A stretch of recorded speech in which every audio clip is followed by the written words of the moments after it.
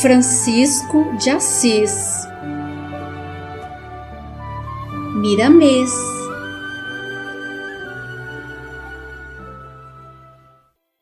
Capítulo 18. A comunidade franciscana.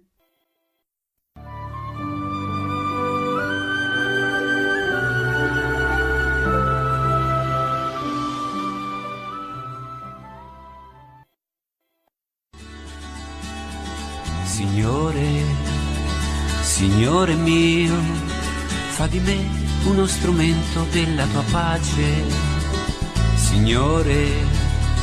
Signore mio,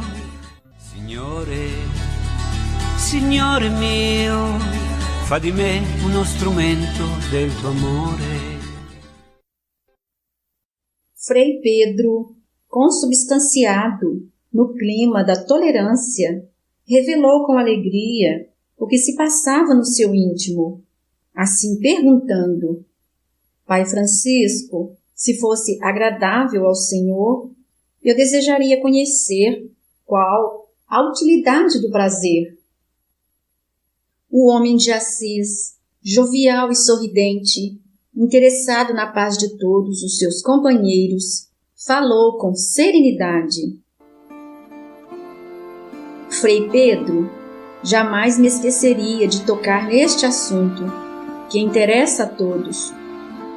Todos os assuntos devem ser lembrados na nossa comunidade, para nossa própria cultura espiritual. Cumpre-nos vigiar todas as interpretações que dermos a tais assuntos, para que cooperemos com a própria perfeição das nossas regras. Não é o que eu digo que será o certo, é o que for certo, aprovado pelas nossas consciências em conjunto e ainda submetido ao disciplinador comum que se chama tempo. Prazer, meu filho, tem variadas modalidades de interpretações, dependendo muito da evolução da alma. O prazer do guerreiro é fazer a guerra e vencê-la. O prazer do comerciante é vender, enriquecer-se cada vez mais. O prazer do camponês é adquirir terras e mais terras, e todos os anos colher o mais que puder, regurgitando os seus celeiros de frutos e sementes. O prazer do político é alcançar postos e mais postos de mando, dominando os povos. O prazer da mãe é ver seus filhos bem de vida, vivendo em paz. O prazer do tribuno é falar bem e ser famoso. O prazer do escritor é escrever de sorte que todos gostem. O prazer do usurário é o ouro. As enumerações poderão ser infinitas nas linhas do prazer. No entanto, bastam estas para que possamos entender como escolher o nosso prazer. O prazer real da nossa comunidade é o mesmo prazer de nosso Senhor Jesus Cristo, o de servir com todos os cambiantes do amor, de compreender com todas as modalidades do entendimento, de sermos bons com todos os recursos da perfeição, de ajudar com todos os meios para reerguer o beneficiado, de perdoar com completo esquecimento das ofensas, de falar em todas as línguas conhecidas pelos sentimentos, de repartir o que temos com a máxima segurança, de aliviar todos os sofredores que estiverem ao nosso alcance. Devemos ter igualmente um grande prazer em ouvir quem aponta os nossos defeitos, em amar sem condições em todos os rumos das nossas atividades e, por último, em servirmos de instrumentos para que fale por nós o Verbo Divino. E nesta mesma sequência, devemos sentir prazer no respeito às convicções das criaturas, no campo religioso, político e filosófico, sem impor às vidas alheias o modo como vivemos. Se sentimos prazer na liberdade, devemos oferecer o mesmo prazer aos outros, porque Deus sabe o que fazer filtrando todos os prazeres incentivados pelos homens, deixando o prazer divino que ele achar conveniente para nossa felicidade. Frei Silvestre, portador de alta dignidade, estava guardando uma pergunta para que todos ouvissem com atenção, e assim se expressou com alegria. Pai Francisco, se for oportuno, eu queria compreender melhor o porquê dessa urgência de pregar o Evangelho de Nosso Senhor Jesus Cristo, se a Igreja Católica já o faz há mais de 1000 anos. Francisco, agraciado pela paz de coração e rejubilando-se de contentamento, principalmente pela pergunta articulada, falou sem rodeios. Devo, nesta hora, dizer a todos os companheiros de trabalho a nossa missão diante da Igreja, onde o nome de Pedro, o apóstolo, figura como o primeiro Papa da cristandade. Primeiramente, queremos que todos compreendam e saibam do nosso respeito por essa Igreja de Deus, que se fez presente no mundo pelos seus representantes. Essa Igreja lutou com todas as suas forças no sentido de manter o Evangelho de Nosso Senhor Jesus Cristo aceso em todas as suas virtudes. Depois de determinado tempo, ela se aliou, como é do conhecimento de todos os irmãos, ao Estado, para aliviar as perseguições contra os cristãos, de maneira tal que o Evangelho pudesse avançar mais livre da ignorância humana, envolvendo o espírito na letra, que silencia certas verdades. Até aí concordamos, devido à situação espiritual da humanidade, de não estar preparada para tal vivência em espírito e verdade. No entanto, o deslize avançou além das linhas em que deveria parar e descuidaram em demasiada essência, de sorte a procederem de forma pior do que os políticos e os guerreiros. E o contrassenso maior foi e é matar em nome de Deus e de Jesus Cristo. Eles, os dirigentes da Igreja Católica, Apostólica Romana, perderam as condições espirituais de pregar o Evangelho. Muitos deles já nasceram condicionados pelas novas escolas de sacerdotes, imbuídas no crime, no orgulho e no egoísmo, no fausto e no mando, na prepotência e na vingança. E agora, como voltar atrás e reconduzir a religião às bases verdadeiras? O tesouro maior do mundo escapou das suas mãos pelas interpretações dos falsos teólogos, eivados que estavam e estão da influência do ouro e do bem-estar material. Se não fosse isso, não precisariam do nosso trabalho. Nós iríamos de corpo e alma engrossar as fileiras do clero organizado. Estamos aqui, como nos recomenda o Senhor, que sempre ouvimos, para levantarmos a sua igreja e reconstruí-la nos alicerces primitivos do amor e da caridade. Não se pode dizer que todos da igreja erraram, pois generalizar qualquer assunto é demonstração de cegueira espiritual. Existem muitos sacerdotes que lutaram e lutam, dando a própria vida em favor da pureza dos conceitos do Cristo, e isso é louvável nos dias que correm. Mas os dirigentes, na maior parte, estão influenciados pela dissonância doutrinária. Esqueceram o amor e, se porventura falam nele, não o vivem. Esqueceram a caridade e, se por vezes falam nela, se esquecem das obras. Esqueceram o perdão e, se lembram dele algumas vezes, nunca perdoam. Falam muito de paz, entretanto não dão um passo em favor dela. Somos ovelhas no meio de lobos, pelas ideias que estamos cultivando, A qualquer hora seremos atacados, porque a nossa prática vai prejudicar a vida deles, incompatível com a vida de Jesus Cristo. A urgência que temos de pregar o Evangelho é nesse sentido, relembrar o Evangelho primitivo, de que, graças a Deus, não mudaram a letra, mas o sentido, com o qual poderemos, com a graça de Deus, recompor a casa, usando mais da própria prática, para depois falar daquilo que foi vivido. Reiteramos aqui o nosso agradecimento a essa igreja que está caindo por ter conduzido o nome de Jesus na viagem dos séculos e onde o reencontramos na vida de alguns corações que amam. Agradecemos ainda pela aquiescência de sua santidade em nos abrir os caminhos e aceitar as regras propostas por nós, junto à sua compreensão.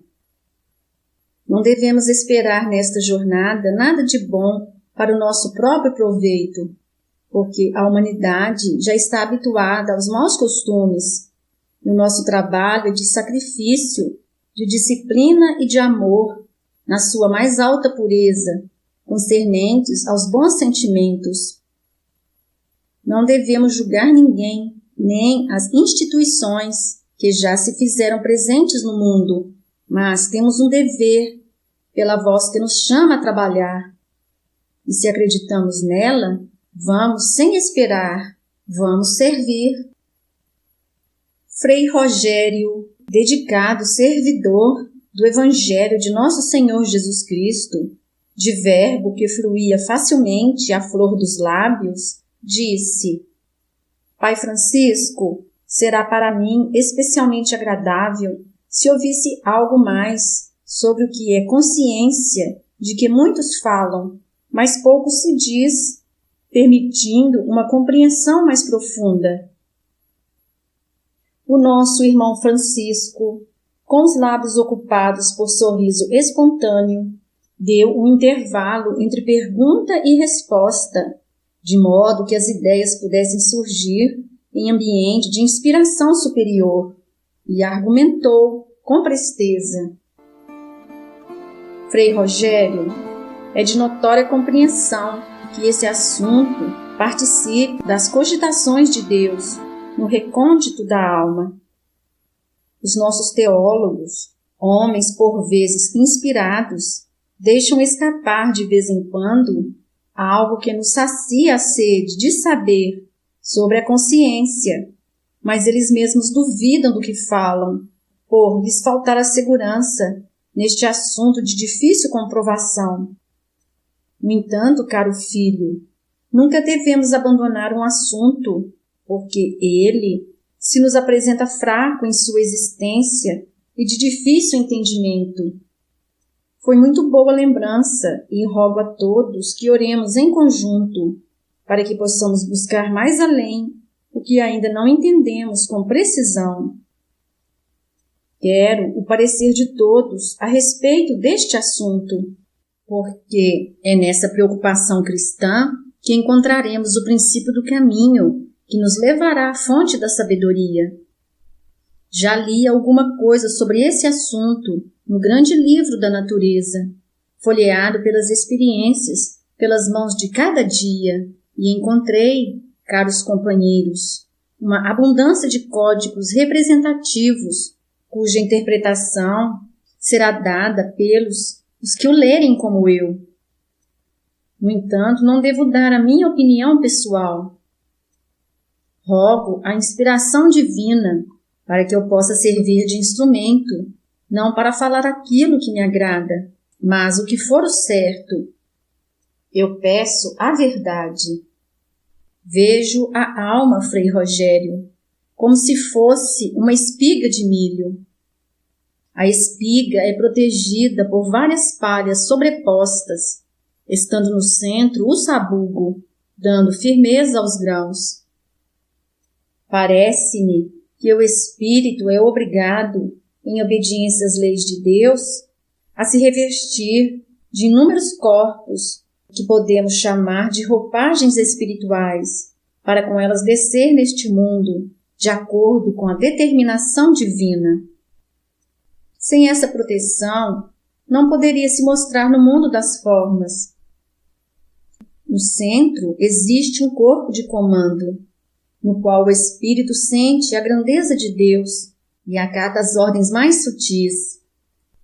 Paulo era conhecedor quando dizia nestes termos, em que muito medito, o Cristo em mim é motivo de glória. Jesus nos fala por esse campo de sensibilidade que se aguça cada vez mais com a nossa maturidade espiritual. Esse campo é a consciência. Os outros corpos são mutáveis, como que para encontrarmos a realidade, mas o centro faz parte da divina presença e, dado a sua sutileza, que se esconde nas dobras do tempo e que somente Deus conhece, na sua totalidade, registra tudo o que fazemos, que pensamos e que sentimos, em uma área infinita, onde sempre há lugar para mais coisas.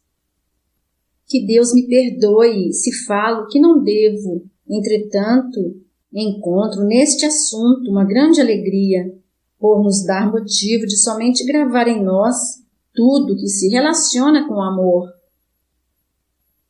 Frei Tancredo, imbuído da mais pura complacência, rogou com humildade, procurando saber de Frei Francisco sobre assunto dos mais interessantes para a comunidade, entoando a sua interrogação para que todos ouvissem.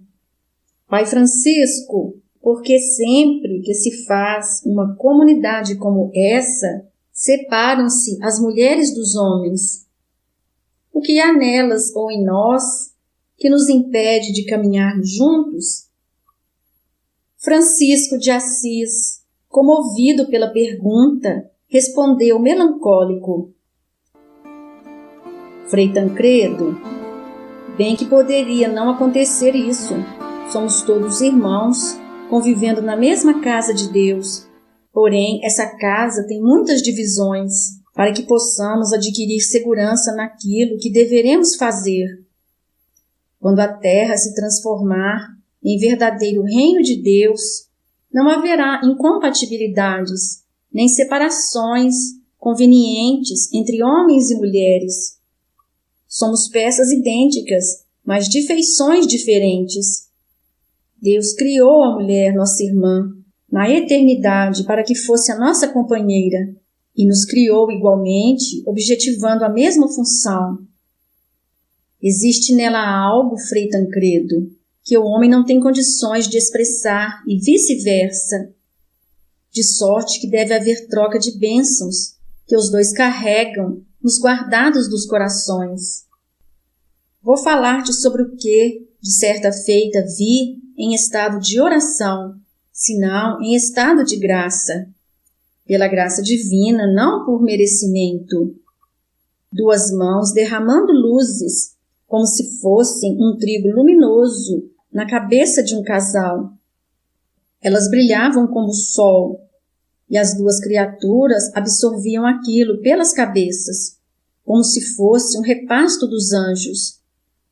O homem transformava aquela luz em outra luz, circulando em todo o seu corpo, como se fosse o seu próprio sangue, dando-lhe vida, porque vinha da vida maior, e a luz tomava colorações de um vermelho encantador, agitante, estimulante.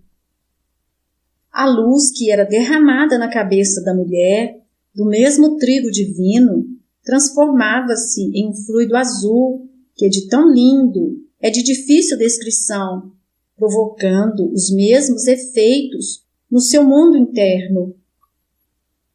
E aquela força visitava toda a sua carne, sem perder o mínimo lugar que fosse, arregimentando tudo em vida, para a vida maior. O que mais me admirou foi quando olhavam um para o outro, com desejos e amor e carinho, senão de amizade profunda e sincera.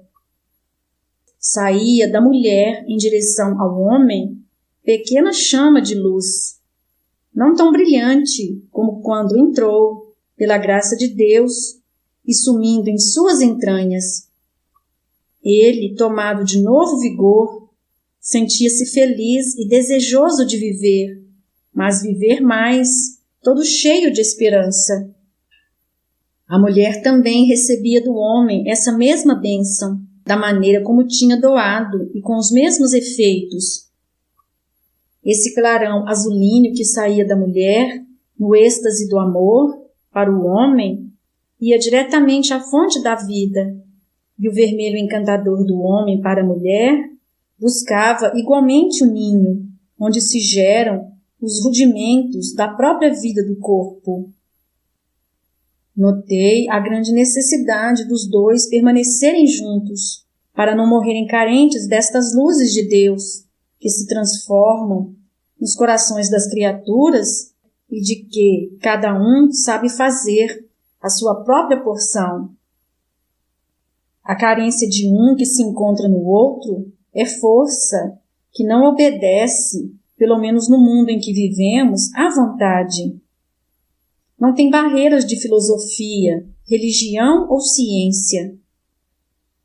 Não teme cadeia nem armas, não distingue pai, mãe, filhos, nem parentes, companheiros ou amigos.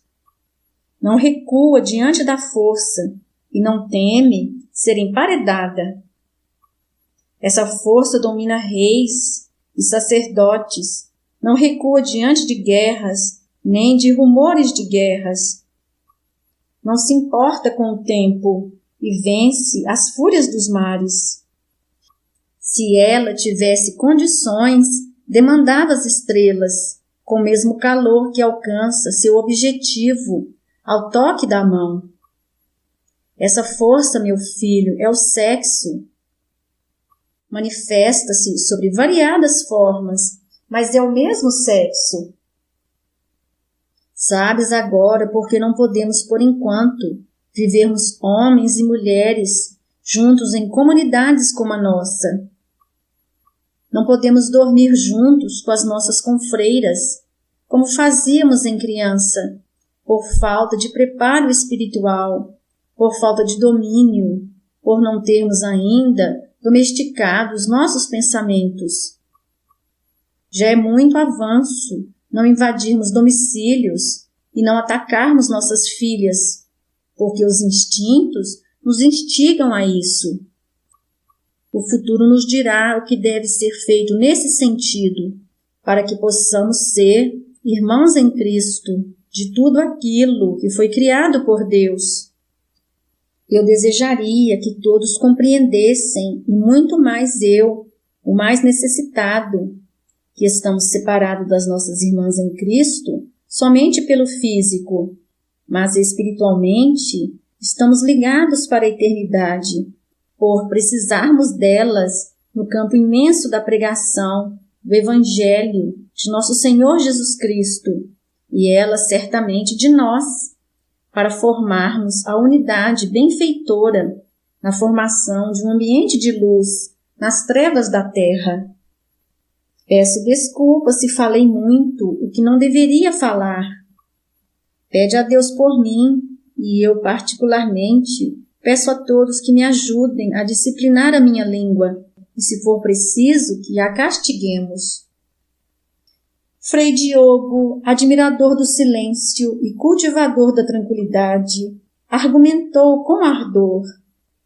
Pai Francisco, se fosse de utilidade para nós outros, desejaria ouvir alguma coisa sobre o respeito.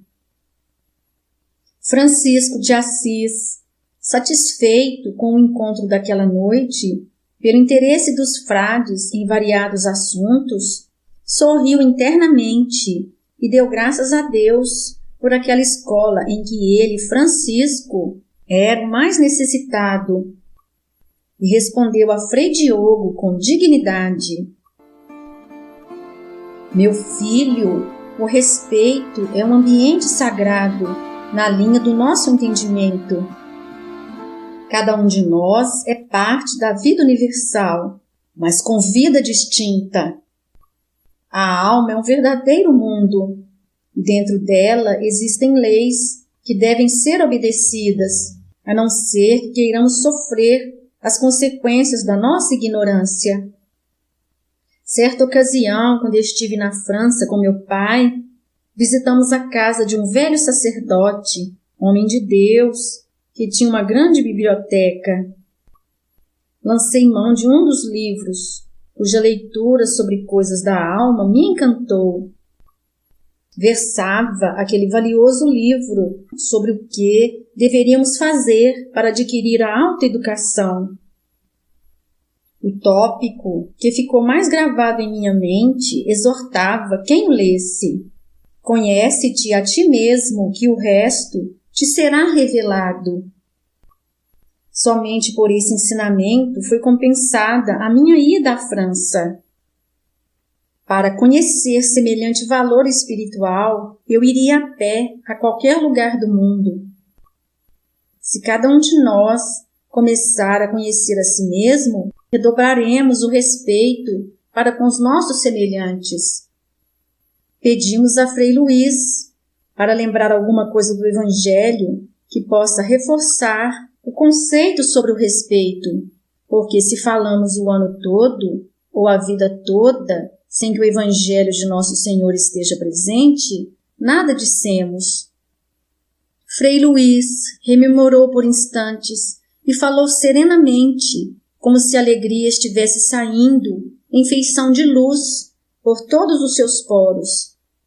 Pai Francisco, poderemos nos lembrar de Paulo de Tarso falando aos Romanos, no capítulo 14, versículo 14, quando assim objetivou: acolhei o que é débil na fé, não porém para discutir opiniões. Francisco, na alegria peculiar ao seu ser, adiantou com simplicidade: eis aí a fala do Evangelho, do mais profundo respeito, recomendando-nos acolher o que é débil na fé, sem exigir dele que nos siga e sem a ele impor as nossas opiniões, para não destruir o que de mais sagrado deveremos fazer, a caridade. Se respeitamos as ideias alheias, os semelhantes passam a respeitar as nossas, e Deus, na grande onisciência, sabe que a verdade condenserá as ideias que ficarão nos corações. Devemos esquecer a pretensão e sermos conscientes do que representa a verdade. Busquemos, meus filhos, o Cristo todos os dias, para que Ele nos guie e abençoe na nossa jornada. Frei José, com sentimentos sobremodos integrados na caridade, interrogou com discernimento: Pai Francisco, se for do teu agrado, gostaria de saber o que é a saudade.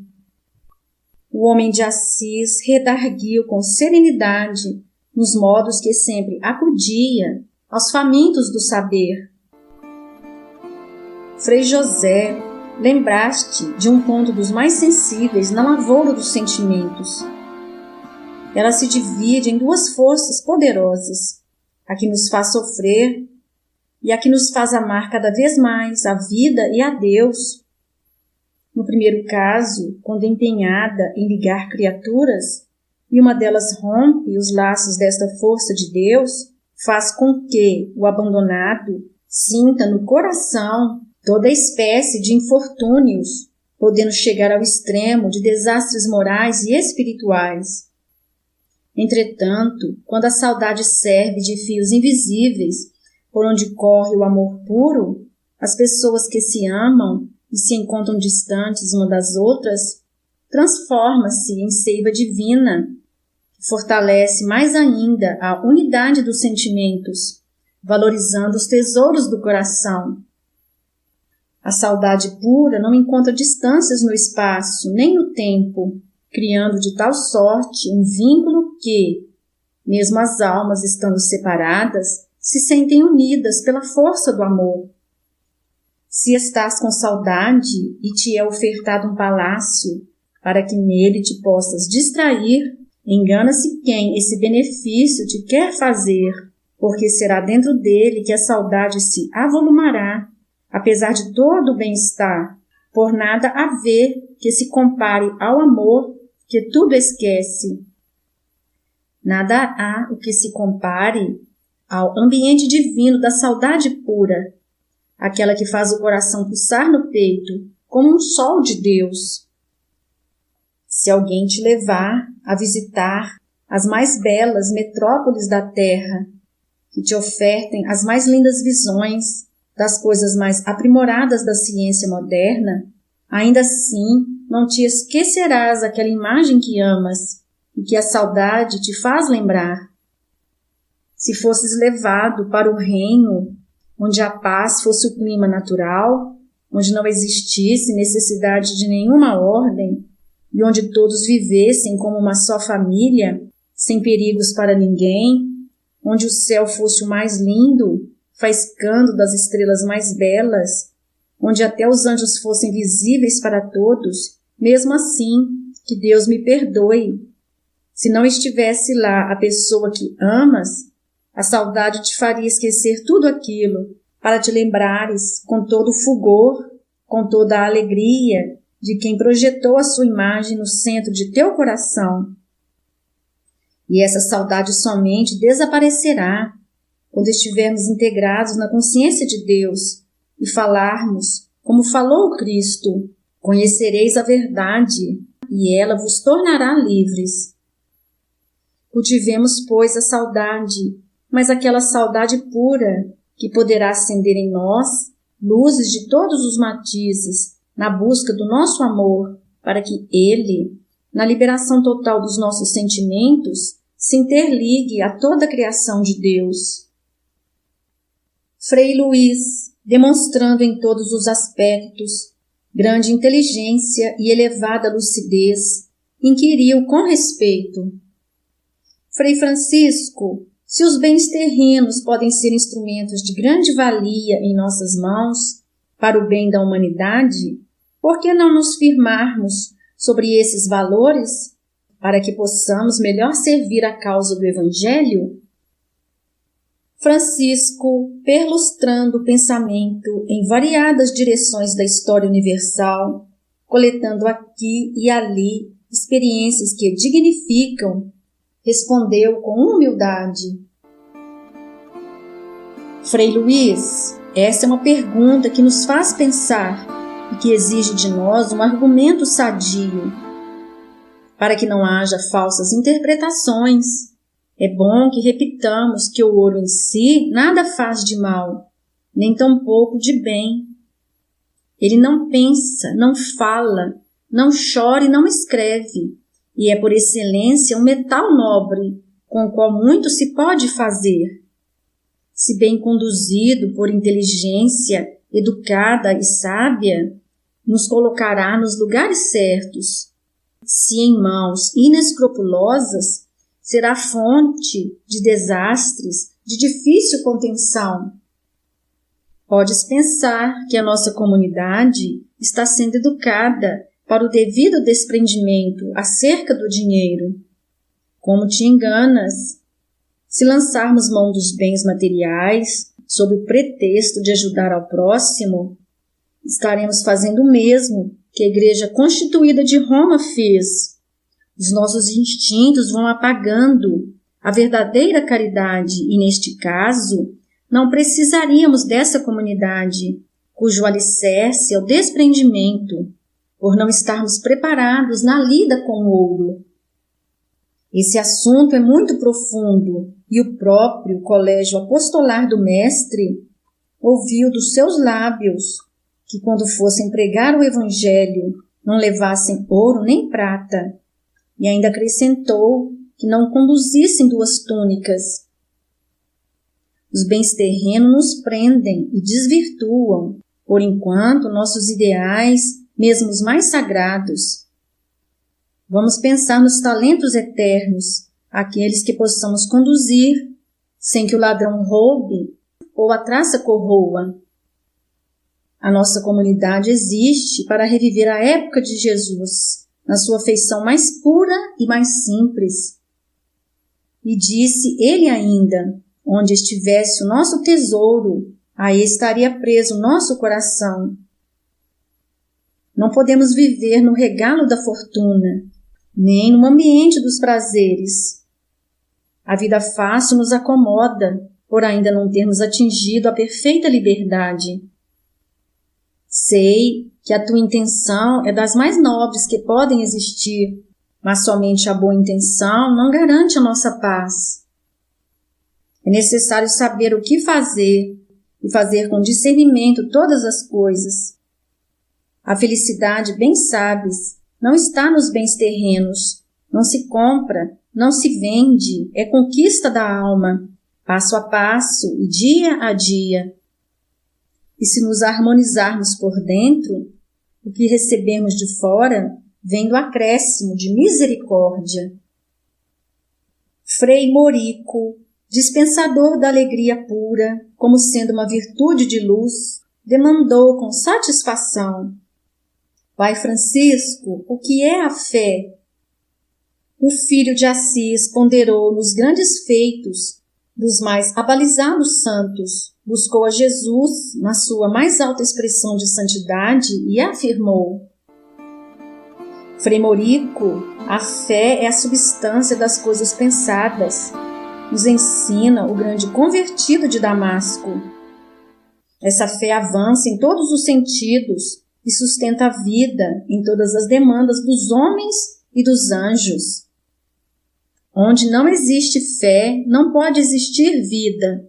O produto da fé é o milagre da vida. A própria felicidade depende da fé, da sua presença marcante e sutil. Não poderíamos estar aqui reunidos com os objetivos que nos animam a todos se não fossem alguns traços da fé. A fé é, pois, uma força do coração que atrai aquilo que firmemente queremos, sendo infinito o seu campo de ação. Assim como cultivamos na lavoura tudo aquilo que deveremos colher, é nobre e justo que devamos cultivar as virtudes no solo dos corações, que, se bem cuidado, os frutos não se farão esperar. O ser humano é que a sua fé determina. Devemos unir os nossos pensamentos, buscando a retidão dos sentimentos, para que na flor das ideias surja a fé, na glória de Deus e no reino de nosso Senhor Jesus Cristo. Se estás triste, busca de novo o teu íntimo e verás que escapuliu sorrateiramente a tua fé. Se sentes, por momentos que seja, ódio de alguém, certamente que a tua fé faltou. Se falas mal de alguém, é certo que a fé não se fez presente em teu coração. Se esqueces o amor ao próximo, é pois a fé que te faltou nas entranhas do ser. Se foste enredado pela ignorância, desfazendo-se das qualidades alheias, podes verificar que a tua fé está escondida nas dobras do ciúme. Se não respeitas os direitos alheios, certo é que esqueceste a fé.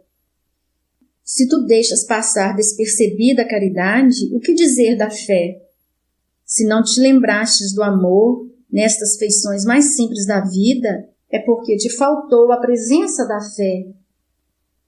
É por isso, meu filho, que a fé é verdadeiramente substância das coisas pensadas, e estas coisas pensadas, para representarem a fé, haverão de ser selecionadas pela presença do Evangelho, porque somente ele sabe dar rumos à fé pura, à fé de que tanto falava Jesus e que repetiam todos os seus discípulos. O próprio Evangelho é a obra da fé.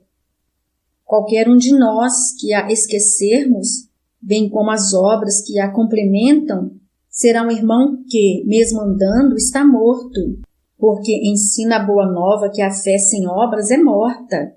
É através dela que chegaremos ao reino da esperança. Frei Sabatino, dotado da palavra fácil, interrogou a Frei Francisco: Pai Francisco, o que é o amor? Francisco de Assis redarguiu com alegria sobre o beneplácito da virtude que ele tanto amou.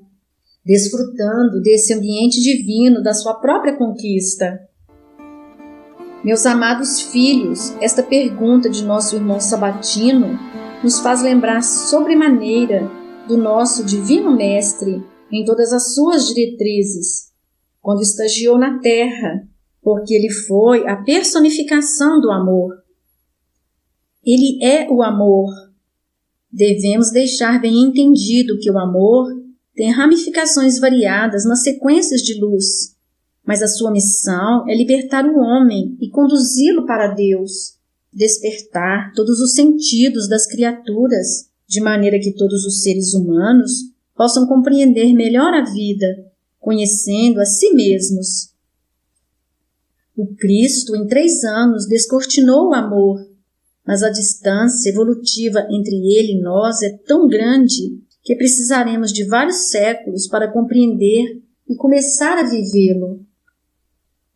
Se esta comunidade se desprender de todos os bens terrenos e não tiver amor, nada terá feito perante os nossos compromissos com os anjos que nos cercam. Se somente pensar nas coisas boas sem fazer o mal a ninguém, nada terá realizado no percurso das nossas exigências.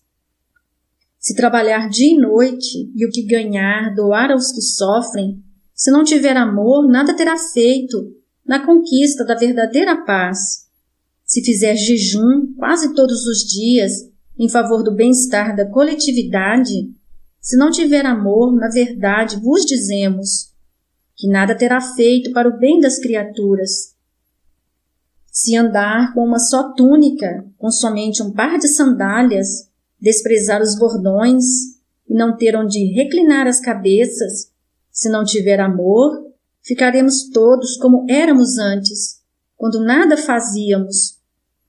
Se orar dia e noite em favor de todas as criaturas de Deus, com toda a piedade que o sentimento possa expressar, se não tiver amor, nada terá feito para aliviar e confortar os seus irmãos. Se desenvolver o dom de curar todos os enfermos e curá-los sem a presença do amor, essa cura tornar-se-á mera vaidade, será uma cura morta, porque somente o amor é vivo e dá vida, por ser proveniente da vida universal. Peço a todos que aqui me ouvem, que me ajudem a compreender o amor e a consertar as minhas faltas no exercício do amor, colocando esse amor equivocado nas bênçãos da disciplina, para que o Cristo me visite e me ajude a amar. Peço a todos vós, companheiros, que sabeis amar, que me façais essa caridade. Prendei-me e mesmo me amarrai, quando necessário, para que eu compreenda o valor do amor para com Deus e o próximo. O amor é paz, o amor é entendimento, é caridade em todos os seus aspectos de educação e de sabedoria. Fim do capítulo.